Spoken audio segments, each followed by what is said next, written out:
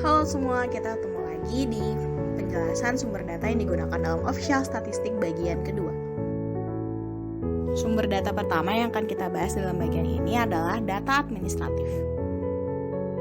Data administratif adalah data yang berisikan informasi yang dikumpulkan dengan tujuan utama administrasi, bukan statistik maupun riset. Jenis data ini dikumpulkan oleh lembaga pemerintah untuk tujuan registrasi, transaksi, dan pencatatan selama pelayanan pemerintahan. Contoh data administratif antara lain adalah yang pertama, data ekspor dan impor yang dikeluarkan oleh Kementerian Perdagangan Nasional. Yang kedua, data perguruan tinggi yang ada di suatu negara yang dikeluarkan oleh Kementerian Pendidikan. Yang ketiga, data industri yang dikeluarkan oleh Kementerian Perindustrian.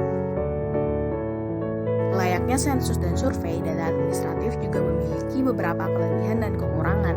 Kelebihannya adalah yang pertama, biayanya efektif karena menggunakan data yang telah tersedia. Yang kedua, pembaharuan data ini dapat dilakukan dengan berkelanjutan. Yang ketiga, layaknya sensus, data administratif juga dapat digunakan sebagai dasar pembuatan kerangka sampel. Sedangkan untuk kekurangannya, yang pertama adalah data administratif tidak sejalan dengan kebutuhan statistik karena tujuan dikumpulkannya bukan untuk tujuan statistik.